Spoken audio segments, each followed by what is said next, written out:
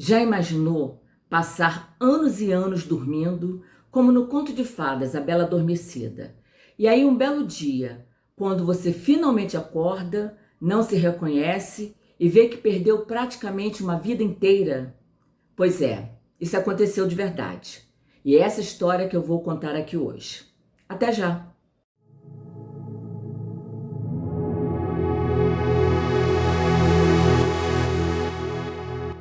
Olá, eu sou a Nazaré e se você chegou aqui por um acaso, esse é o canal Entre Histórias e Segredos Oficial. Aqui eu procuro trazer histórias e fatos interessantes todos os finais de semana. Então seja bem-vindo. Bem, eu confesso que quando eu me deparei com esse caso, eu fiquei desconfiada, achando que era mais um daqueles casos sensacionalistas. Mas conforme eu fui buscando mais e mais informações, para meu espanto, eu vi que se tratava de uma situação real. Então, sem mais enrolação, vamos à nossa história de hoje. Carolina Olson, nascida em 1862, em uma ilha chamada Okno, que fica na Suécia, vivia uma vida tranquila com seus pais e seus 4 irmãos naquela ilha. Porém, no início da sua adolescência, um evento virou a vida dessa menina de cabeça para baixo. Era inverno, o mês era fevereiro e o ano 1876. Carolina, aos 14 anos, voltava da escola para casa quando sofreu um acidente. Ela escorregou e bateu a cabeça na calçada. Naquele momento, não pareceu ser nada grave. Ela foi para casa e tudo continuou normal. O ferimento se curou e vida que segue. Até que em 22 de fevereiro de 1876 aconteceu algo. Ela começou a se queixar de dor de dente. E seus pais, na época, até acharam que a sua filha estava sendo vítima de bruxaria. Mandaram a menina se deitar para descansar, achando que uma noite de sono seria o suficiente para ela se recuperar.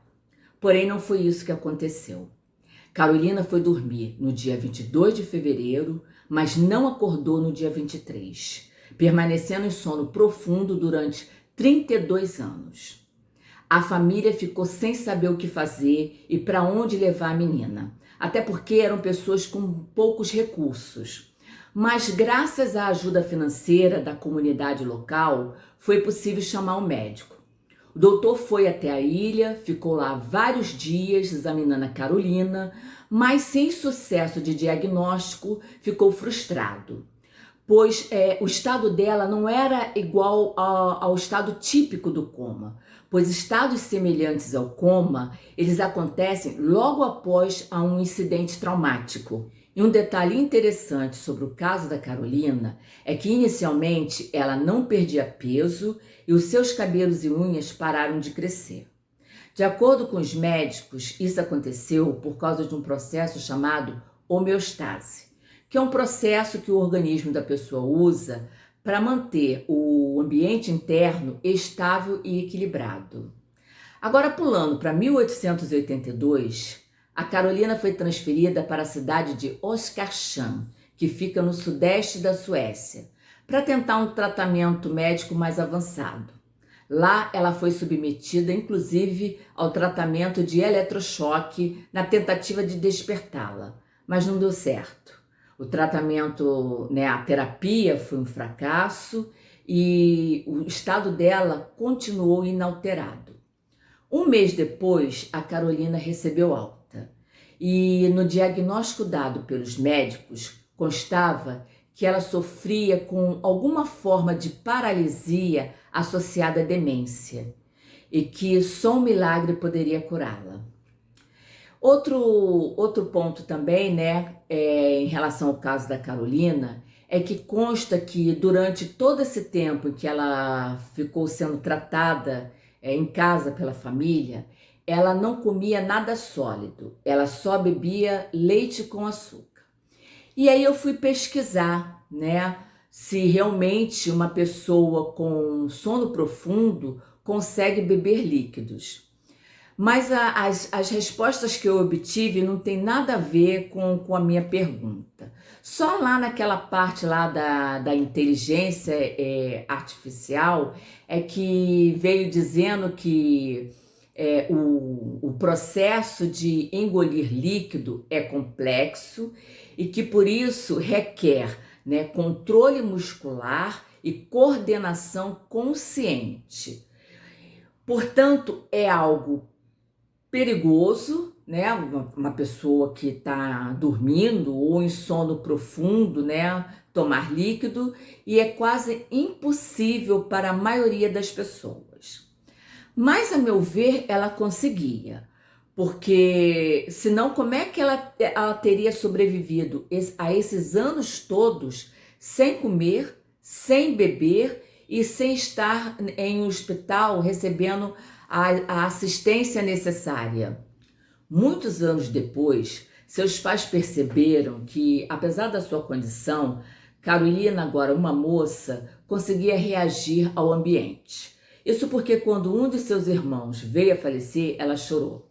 Esse fato levou a família a crer que ela não estava em estado vegetativo.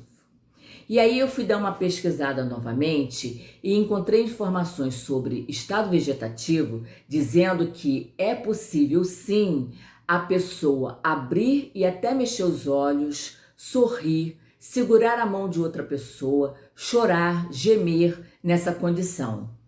Em uma reviravolta, no dia 3 de abril de 1908, aos 46 anos, Carolina despertou do seu sono profundo.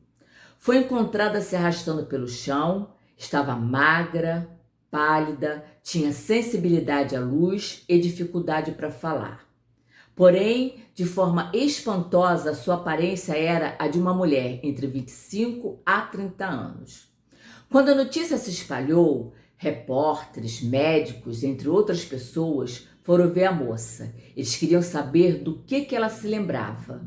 Mas ela não se recordava de nada e nem tinha noção dos anos passados, achando que ainda era uma menina de 14 anos. Mais tarde, ela foi levada para Estocolmo e foi submetida a testes psiquiátricos, onde constatou-se que as suas faculdades eram as mesmas de quando ela adormeceu. Sua história permanece um enigma, sem uma explicação definitiva para que ela ficasse dormindo 32 anos seguidos. Por fim, apesar de tudo que a Carolina passou, ela viveu o resto da vida de forma saudável e faleceu no dia 5 de abril de 1950. Para mim, essa história é surreal. Eu já tinha ouvido falar na aldeia de Kalash, lá no Cazaquistão, onde as pessoas dessa aldeia de repente pegavam no sono e acordavam alguns dias depois. E aí a explicação que deram é que a combinação do monóxido de carbono com as partículas de hidrocarburetos na atmosfera eram os responsáveis por esse evento. Isso significa que, quando os níveis desses dois elementos aumentavam, o nível de oxigênio diminuía e isso causava desmaios nas pessoas. Agora, uma pessoa ficar dormindo durante anos seguidos, realmente eu ainda não tinha escutado. Bem, antes de ir, eu quero dar um recado. Se quiserem dar sugestões de histórias para eu pesquisar, ou contar algum fato interessante que passaram ou presenciaram, o meu contato está lá na descrição do vídeo, logo após as fontes. É só mandar um e-mail relatando a situação e que eu trago aqui para o canal. E seguindo a linha de outros canais, né, eu vou pedir para usarem nomes fictícios, para não serem identificados ou não identificarem outras pessoas. Eu tenho certeza que vocês têm boas histórias para compartilhar. E para quem ficou comigo até aqui, obrigada. Não esquece de dar o like, comenta e aproveita para se inscrever no canal e me acompanhar nos próximos vídeos. Um abração e até o próximo encontro.